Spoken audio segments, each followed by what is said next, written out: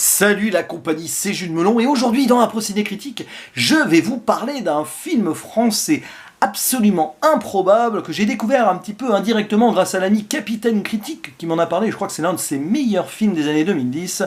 Loup, journal infime, réalisé par un certain Julien Nel qui adapte lui-même à l'écran la BD d'origine dont il est l'auteur. Et oui, c'est assez rare pour être signalé, mais c'est un petit tour de force ici. Première et dernière réalisation d'ailleurs de ce monsieur. Au casting de ce métrage, nous retrouvons la jeune Lola Lasseron dans le rôle de Lou donc, et puis des adultes interprétés par Ludivine Sagnier qui joue la mère, Kian Kojandi qui joue le nouveau voisin Richard qui débarque, et la grand-mère interprétée par Nathalie Baye qui est là vers la fin du film. Pour une histoire donc totalement burlesque de Lola, une jeune fille qui doit avoir 12 ans, totalement rêveuse, qui a sa meilleure amie, elle traîne toujours avec elle, elle a un crush, son voisin d'en face, qui s'appelle Tristan, et surtout elle vit seule avec sa maman qui est un petit peu déprimée, voire dépressive, et un beau jour, un nouveau voisin débarque, donc joué par Kian Kojandi, que vous avez pu apprécier notamment dans la série sur Canal+. Bref, il débarque et elle se met en tête de présenter ce monsieur à sa mère pour la rendre heureuse, et enfin voilà, qu'elle sorte de cette solitude. Et voilà, nous allons suivre donc les péripéties de Lou qui nous fait défiler sa vie ici, alors pas uniquement par rapport à sa maman, mais aussi donc cet amour qu'elle porte pour Tristan, ses déboires amicaux, etc. Et alors le tout fait que, bon, avec cet univers totalement fou et déjanté que nous avons sous les yeux, c'est qu'il faut vraiment accrocher à l'ensemble pour bien entrer dans le film. Et je vous avoue que malheureusement, je suis passé un tout petit peu à côté. Il faut dire que cette ambiance-là fait qu'on a l'impression que les acteurs ne jouent pas vraiment avec des personnages complètement hors du temps et de l'espace. Disons que Kian Kojandi, voilà, Ludivine Sagnier, je l'ai vu dans des meilleurs rôles, il n'y a guère que Nathalie Baye en fin de film qui rehausse le niveau à ce niveau, voilà, au niveau des adultes, parce que pour les enfants, j'avoue quand même que la jeune Lola Lasseron est très convaincante dans le rôle de Lou. C'est une petite révélation et j'espère qu'on la reverra dans d'autres métrages, parce que depuis apparemment elle n'a plus fait grand-chose.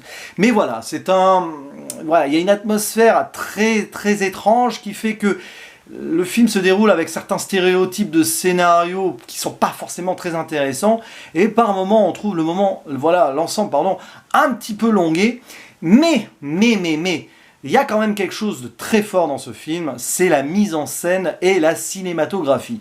Je le disais, c'est la première réalisation de Julien Nel, et la seule à ce jour, mais alors, incroyable ce qu'il nous fait, parce que forcément dans cet univers fantasmagorique, il se permet des écarts assez fous et très ambitieux, presque avant-gardistes d'une certaine manière, peut-être un peu trop, en se faisant un petit univers à la Michel Gondry ou à la Jean-Pierre Jeunet par exemple, mais bien à lui, insérant par exemple des passages de manga animés quand la mère se fantasme dans le rôle d'une héroïne qui s'appelle Sidera. Il y a 3-4 capsules comme ça dans le film qui sont complètement folles. À un moment même, on voit une sorte de monstre, une abomination à la Lovecraft. Je pense que c'est clairement une influence.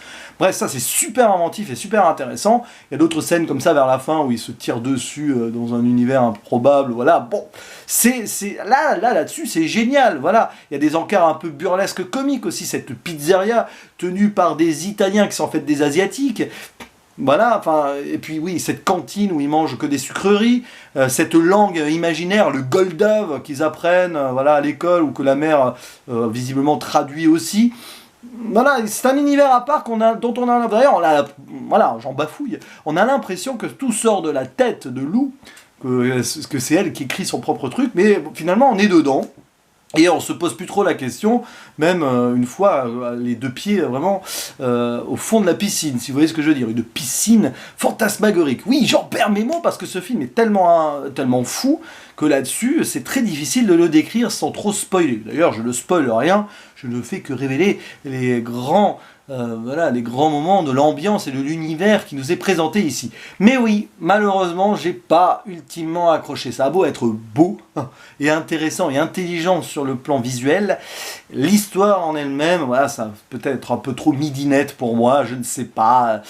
Et puis j'ignore d'ailleurs si les fans de la BD d'origine ou de la série d'animation, parce qu'il y a une série d'animation entre les deux, ont accroché ou non.